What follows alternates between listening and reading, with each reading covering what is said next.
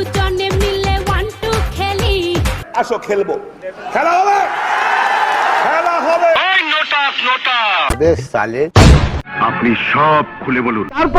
নাম কি? আপনি এখন কি করছেন? কথা কি ক্লিয়ার না ভেজাল আছে? তথা তোদেও না, তোদেও না।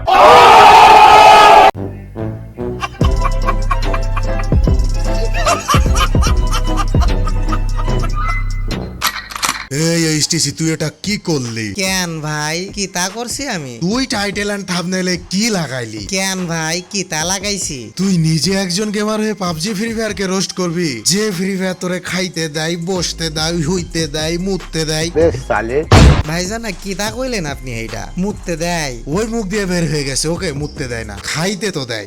ভাইজান দুঃখের কথা আর কি কমু, আপনি তো জানেন ইউটিউবে কবে আইছি। সেই যে ছেলেবেলায় আপনি আর আমি একসাথে ল্যাংটা হয়ে বিসি টানাটানি খেলতাম, সেই কালে ইউটিউবে আইছি ভাইজান। ইউটিউব আমার এখনো কিছু দেয় নাই, আর আপনি কিতা করে কইলেন যে আমার এরা খাইতে দেয়? আচ্ছা কান্দোস না, ঠিক আছে মাফ করলাম। তা তুই এদের রোস্ট করবি কেন? ভাইজান আপনি ভিডিওটা শেষ পর্যন্ত দেখতে থাকেন, সব আপনার বুঝি চলি আসবেন যে আজ আমি কি কথা কইতে আইছি। জানি না। সো গাইস, র‍্যাঙ্ক পুশিং কেমন চলতেছে? আহারে আমি জানি পুশ দেওয়ার জন্য কাল সারা রাত জাগছো, এদিকে আবার সকালে উঠে মা পিটাইছে। বাংলার বুকে জন্ম নেওয়া বীর দামাল সোনার সাতগুলা যে ডেডিকেশন র‍্যাঙ্ক পুশিং এ দেখায়, এই ডেডিকেশন যদি আজকে এরা মেয়ে পটানোর কাছে দেখাইতো না।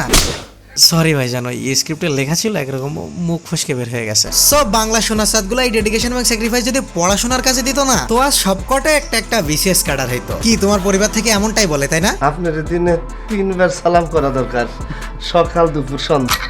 হ্যাঁ জানি আমি, সাপ পাতা হে মুঝে। শুধুমাত্র তোমাদের পিতামাতা না, গ্রামের মুরব্বীদের চোখে গেমারদের বর্তমান অবস্থা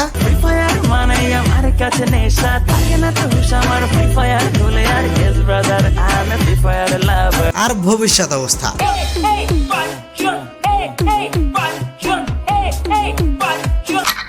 डायमंड्स और स्किन ये सब तो आते ही पैसे से, पर पैसे कैसे आएंगे पूछोगे नहीं कैसे? अरे यार मैं बताती हूँ कैसे। गूगल पर सर्च करो www.skillclash.com। क्या अभी तक नहीं सुना इस वेबसाइट के बारे में? ये एक ऐसी वेबसाइट है जिस पर आप गेम खेल के पैसे कमा सकते हो। मजे की बात ये है कि इसके लिए आपको कोई ऐप इंस्टॉल करने की जरूरत ही नहीं है। यहाँ कैरम, लूडो, क्रिकेट, पूल और एस्केप रन जैसे इंटरेस्टिंग गेम्स खेल के पैसे जीतो। यही सोच रहे हो ना जीते हुए पैसे कैसे निकाले? तो झटपट ट्रांसफर करो पेटीएम, यूपीआई और अमेजन पे में। यहाँ तक कि अपने GFBF का रिचार्ज भी करा सकते हो। और भी एक तरीके है पैसे कमाने की, अपने दोस्तों को रेफर करो और उनके भी टूर्नामेंट कराओ। स्पेशल टूर्नामेंट्स में ईयरफोन, मोबाइल, लैपटॉप जैसे प्राइज जीत सकते हो। स्किल क्लैश पर अभी 1.5 करोड़ से भी ज्यादा एक्टिव प्लेयर्स है, तो और देर किस बात की? लिंक इन द डिस्क्रिप्शन और पिन कमेंट में है। গাইজ আমাদের পিতামাতা এবং মুরব্বীরা এমন বলবে না কেন? আমরা যারা গেমার আছি, অর্থাৎ যারা ফ্রি ফায়ার এবং পাবজি দুইটাই খেলি, তো এইখানে ফ্রি ফায়ার প্লেয়ারদের চোখে পাবজি এমন, আপনারা সব পাবজি খেলে এখন ফ্রি ফায়ার চলে, আর পাবজি প্লেয়ারদের চোখে ফ্রি ফায়ার প্লেয়াররা এমন। বাপের বেটা পাবজি খেলে, ফ্রি ফায়ার হিজড়া খেলে, খেলো যারা ফ্রি ফায়ার।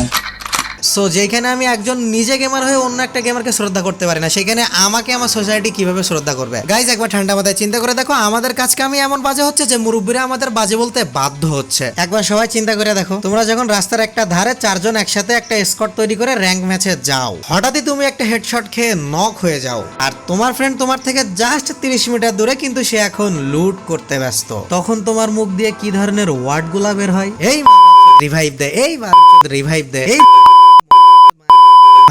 আমি কি বাড়িয়ে বলেছি? তুমি কি জানো তোমরা যখন রাস্তার ধারে বসে এমন ধরনের সুশব্দ মুখ দিয়ে বের করো, তখন আশেপাশের সমাজ তোমাদের দিকে কেমন চোখে তাকায়?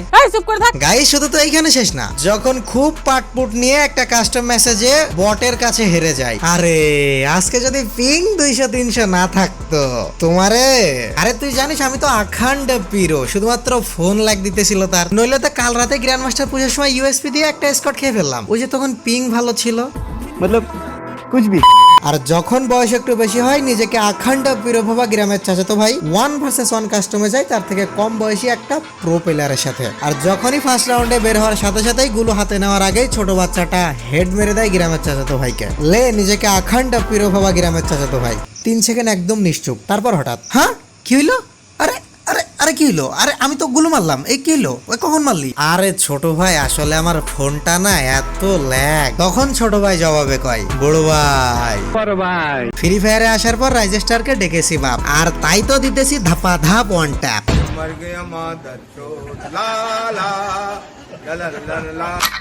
আর এদিকে মিথ্যা এক্সকিউজ শুনে বড় ভাইয়ের ফোনের অবস্থা।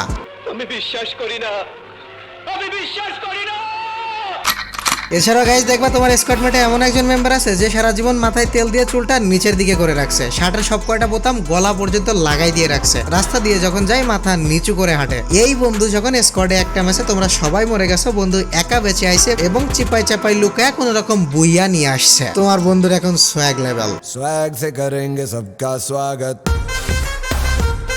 চুলটা উঁচু করে শার্টের সব কয়টা বোতাম খুলে সর সামনে তো সর, আমি এখন জান্নাত গেমিং রে প্রপোজ করতে যাবো, সর সর। গাইজ অলরেডি আমরা ভিডিও শেষ পার্টের দিকে চলে আসছি, চলো এবার কিছু গুরুত্বপূর্ণ কথা বলা যাক। সবার প্রথমে শ্রদ্ধেয় বাবা মাদের উদ্দেশ্যে কিছু কথা বলতে চাই। শ্রদ্ধেয় পিতামাতার কাছে রিকোয়েস্ট, আমার কথাগুলো যদি খারাপ এবং অযৌক্তিক মনে হয় তাহলে আমাকে ক্ষমা করে দিবেন। এই লকডাউনের মধ্যে কারোর সাথে ঘুরতে দিবেন না, মিশতে দিবেন না, বাইরে যেতে দিবেন না, এমনকি নিজেরাও বাইরে নিয়ে যাবেন না। এদিকে সারাদিন ঘরে থাকতে বলবেন, আবার মানসিক চাপ দিবেন। এমতো অবস্থায় আপনার সন্তানরা যদি বলে যে সারাদিন ঘরের মধ্যে বসে আমরা করবোটা কি, তখন আপনারা বলেন যে বই পড়। আপনি ঠান্ডা মাথায় একটা জিনিস চিন্তা করে দেখেন তো, যদি এই আবদ্ধ ঘরে আপনার সন্তান 24টা ঘন্টা বই নিয়ে পড়ে থাকে তাহলে তো সে সাইকো হয়ে যাবে। পৃথিবীতে কোনো প্রাণী ফলাফল বা আউটপুট ছাড়া কোনো জিনিসই করতে ভালোবাসে না। সাধারণ ভাষায় বোঝাতে গেলে যখন আমাদের স্কুল কলেজগুলো খোলা ছিল তখন আমরা ঘরের মধ্যে বসে পড়াশোনা করতাম, ফলাফল হিসাবে আমাদের এক্সাম হইতো বা পরের দিন টিচার আমাদেরকে পড়া ধরতো, অর্থাৎ বাড়িতে বসে পড়তাম, বাইরে এসে নিজেকে যাচাই করতাম, ভালো লাগতো। কিন্তু বর্তমান অবস্থাটা কেমন? একটা সন্তান শুধুমাত্র পড়তেই আসে, পড়তেই আসে, পড়তেই আসে, তার কখনো ফলাফল নেওয়া হচ্ছে না, তার আউটকাম নেওয়া হচ্ছে না, তার যোগ্যতা যাচাই করা হচ্ছে না। তাহলে একটা মানুষ কতক্ষণ শুধু নিতেই থাকবে? আর শুধুমাত্র কোনো জিনিস গ্রহণ করা অবশ্যই একটা বোরিং কাজ। আপনারা বলেন ফোন হাতে দিলে আমরা নাকি নষ্ট হয়ে যাব, আর আমাদের দেশের বাইরে 10 বছরের একটা বাচ্চা সফটওয়্যার বানাচ্ছে, নানা রকম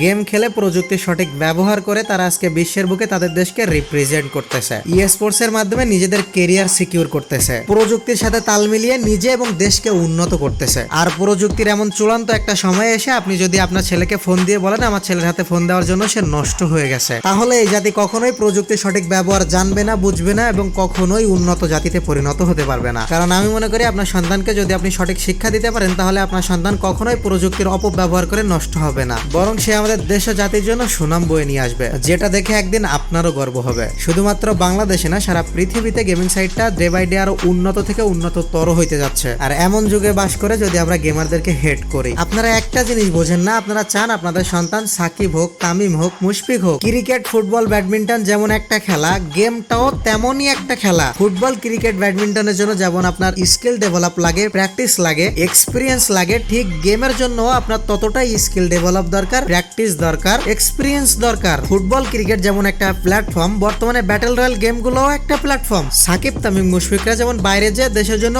সুনাম বয়ে নিয়ে আসতেছে, ঠিক এই প্ল্যাটফর্মেও আপনার সন্তান দেশের জন্য সুনাম বয়ে নিয়ে আসতে পারে। কিন্তু বর্তমানে আমাদের কালচারে মুরব্বী এবং পিতামাতারা গেম বলতে খারাপ কিছু একটা মনে করে। আমাদেরকে এই ধারণাটাই পরিবর্তন করতে হবে। আর 5টা খেলার মতো গেমিংও আপনার নিজের বেস্টটা দেওয়ার একটা প্ল্যাটফর্ম। তাহলে কেন আমরা আজকে আমাদের সন্তানকে এমন করে ডিমোটিভেট করতেছি? আপনার যদি বিশ্বাস থাকে যে হ্যাঁ আমার সন্তান এই প্রযুক্তিটার সঠিক ব্যবহার করবে, তাহলে অবশ্যই আপনার সন্তান সেই প্রযুক্তির মাধ্যমে দেশ ও জাতির জন্য সুনাম বয়ে নিয়ে আসবে। সুতরাং আপনার সন্তানের মধ্যে যদি আনা পরিমাণ ট্যালেন্ট থাকে তাহলে আপনি নিজেকে একটা রুটিন করে দিন। আপনি পিতা মাতা হয়ে যখন আপনার সন্তানকে কোনো কাজে এনকারেজ করবেন, তখন আপনার সন্তান সেই কাজের মাধ্যমে কখনো কোনো খারাপ কিছু বয়ে নিয়ে আসবে না। आई होप আমি ভিডিওর মাধ্যমে যে মেসেজটা দিতে চাইছি আপনারা সবাই বুঝতে পারছেন। बताया था ना स्किल क्लैश के बारे में, अभी वही गेम खेल रहा था और ये देखो जीते हुए पैसा भी आ गए फटाफट यूपीआई से। तो भाई लोग अभी जाओ skillclash.com पर साइन अप करो और लाखों कमाओ, link is in the description.